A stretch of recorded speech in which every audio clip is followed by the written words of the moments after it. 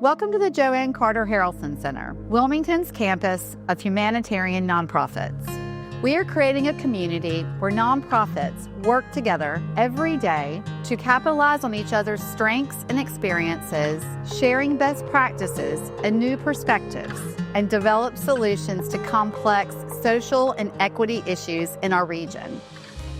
This community of collaboration enhances health and wellness, provides housing and food security, addresses interpersonal safety, offers childhood and family support, and responds to those in personal financial crisis.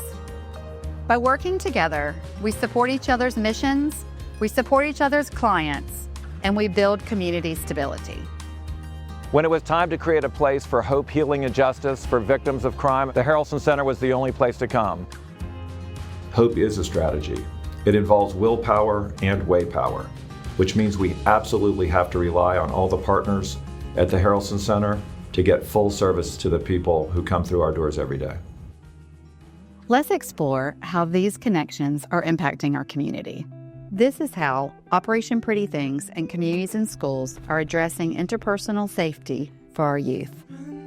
It's a really amazing partnership between CIS and Operation Pretty Things. Basically, a partner from the Harrelson Center linked us up and said, hey, Missy has this amazing initiative working with middle school girls. She wants to get these locker boxes in the hands of every middle school girl in the entire county. We launched our Locker Box initiative last year. And with the help of Communities in Schools this year, we are able to distribute a few dozen kits to every single New Hanover County middle school. My favorite part about the Locker Box kits was that we had a little card in there that showed the 11 red flags of teen dating violence that I think is really beneficial for any student in middle school, especially going into high school, to know about. The whole mission of CIS is to put full-time student support specialists in schools, and so just as a matter of our mission, we had staff members placed in high-risk targeted schools across the county, and we were able to work through our network to get her locker boxes in the hands of so many middle school students across the county.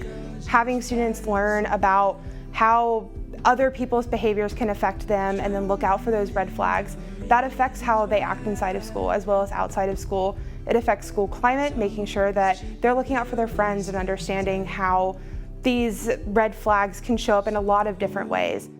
Because we are seeing the signs of abuse earlier and earlier, we recognize that we could have a presence earlier and earlier.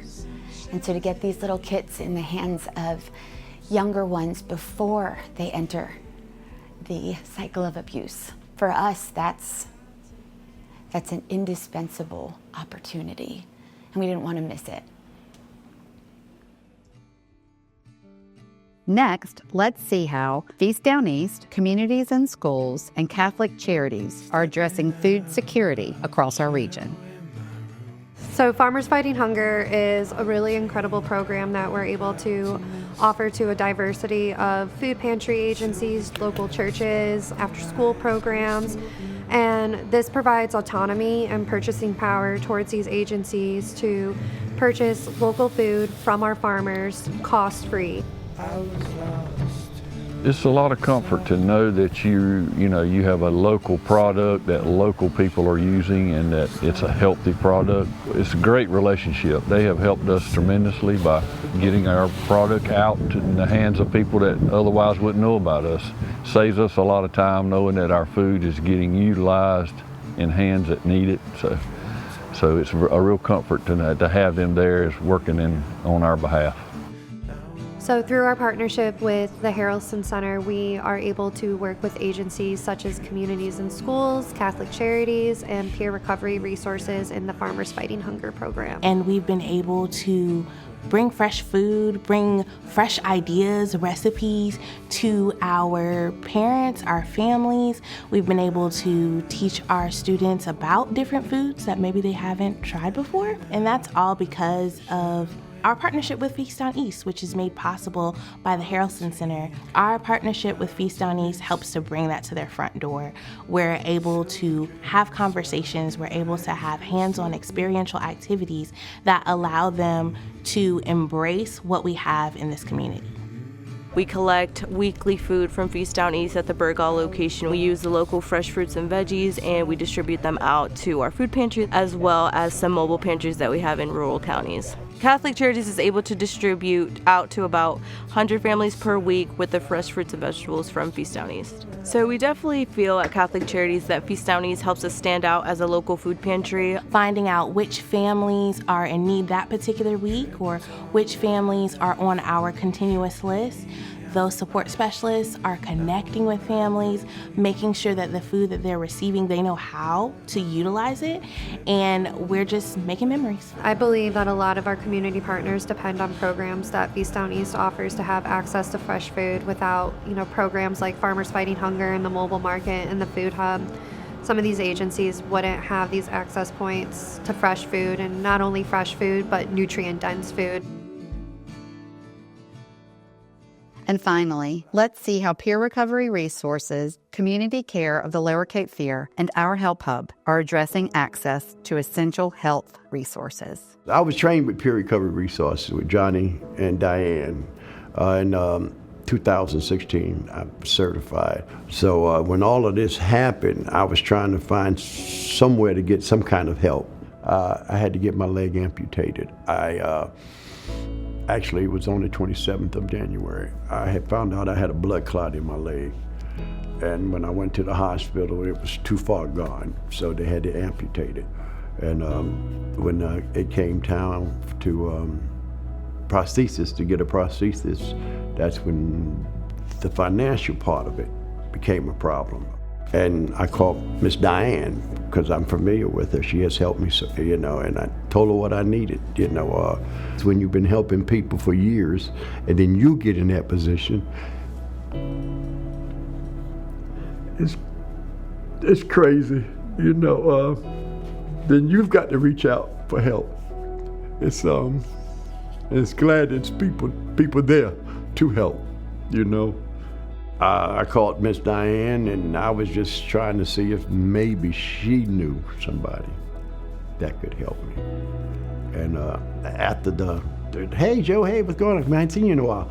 After all the greetings and the fun, because I love Miss Diane, and she said, well, you need to meet with Miss Sonia in Help Hub and see what they can do for you.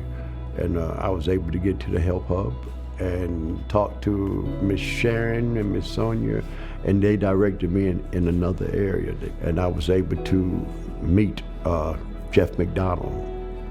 And after that, this journey has just been moving forward ever since. Right now, I'm working with him to make sure it fits right and make sure that everything's okay, that I can use it. The hard part is the emotional and the mental strain that it puts on a person. The physical is also there, but it's the emotional and the physical and the mental strain that it puts on you to get the confidence to actually use that particular prosthetic. It's just the simple stuff. I don't have, I can't sit here and tell you that I want to run the world. I want to run in a marathon. It's just the basic walking up the stairs, standing at the stove and cooking for myself, being able to get from one spot to the next spot without falling. I love helping people, and it kind of set me back because I wasn't able to do some of the things that I'm so used to doing. Peer support is more involved than what people think. A lot of people think peer support is just me telling you my story. And it's not. It's not me telling you my story. It's more than just that. It's that empathy and that sympathy that comes involved in understanding what you're going through. And if my story or part of my story can help you, then it works. So that's why I love it so much. It's just the fact of helping people.